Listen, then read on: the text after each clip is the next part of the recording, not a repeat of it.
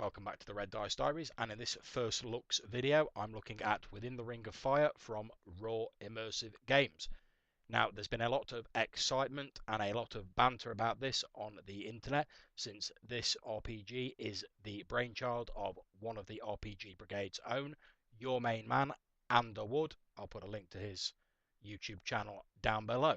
So you may ask, since this has been out for a little while now, why am I only doing a first looks when a few other people have already got reviews up of it?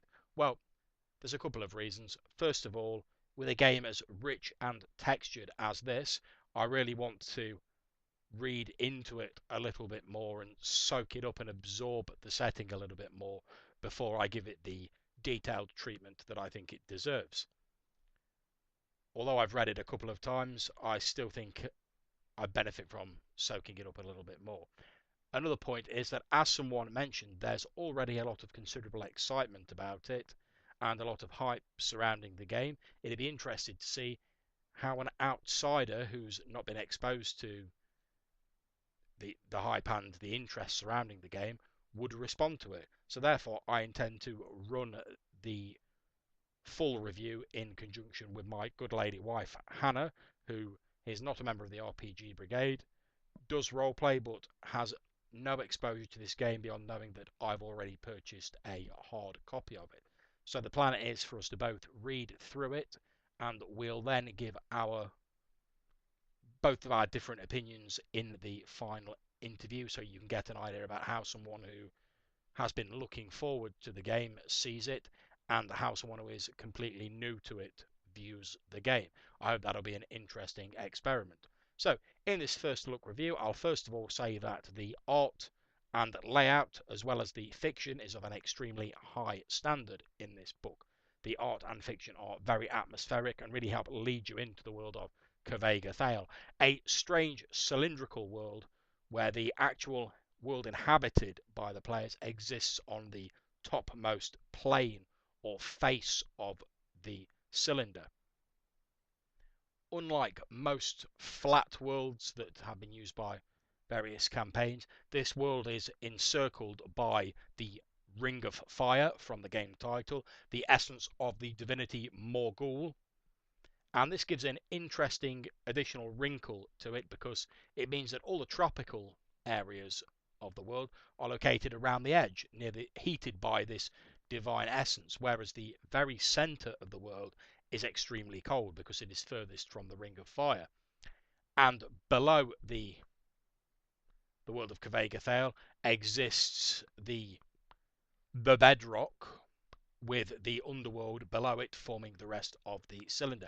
And a lot of thought has clearly gone into the mythology of the world and how divinities and legends relate to it. It really does all fit together in an intriguing way, whilst not getting rid of, but refusing to be bound to some of the more commonplace tropes that are used in gaming mythology. However, it's easy to see the influence of classical mythology and how that has been drawn on to create this outstanding product.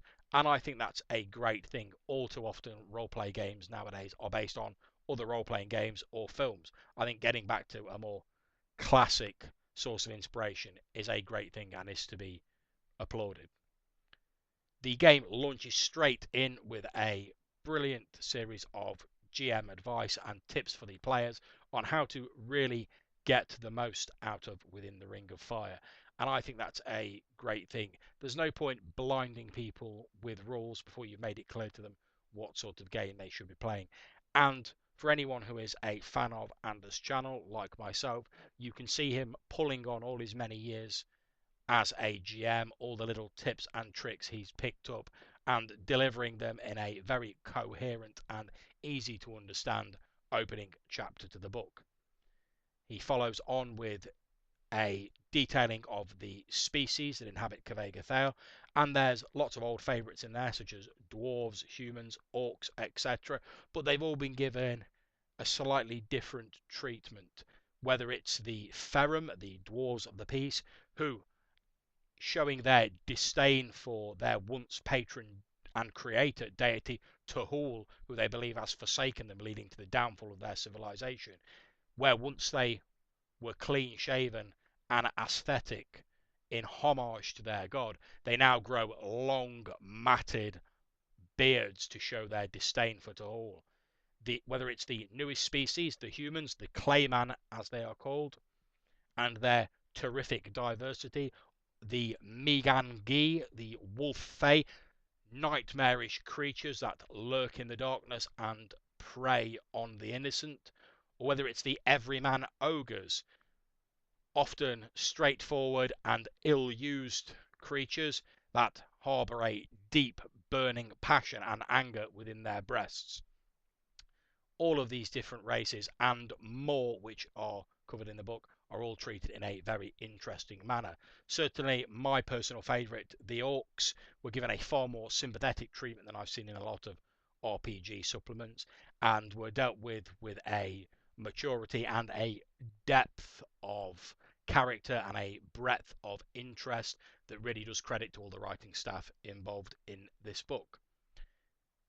The mythology is then described in great detail. I won't go into too much more about that here because this is only a first look review. But as I say, it's all very detailed, very well thought out, and very compelling. And the rule system itself is extremely well thought out. You can see the influences of the D&D style rules on the writers, but they've really put a lot of effort into taking the best bits out of that rule system and discarding some of the bits that maybe didn't work so well. If you're at all interested in a fantasy game with a very compelling mythology and an interesting new slant on fantasy, and containing some great GMing and playing advice, which I feel would benefit even people who aren't interested in the default setting of the game, I'd certainly advise you to at least look at the PDF and consider picking up a hard copy. I have mine right here, and it's been a great read for me. I think it's a very worthwhile purchase. So that's my first look at Within the Ring of Fire from Raw Immersive Games. I will be doing a more detailed review later, and I hope if you enjoyed this first look, you'll consider clicking on like and subscribe. If you have any comments, please feel free, as always, to hit me up in the Google Plus links or in the comments boxes below. And I hope that I'll see you in the near future. Until then, thank you for listening and take care.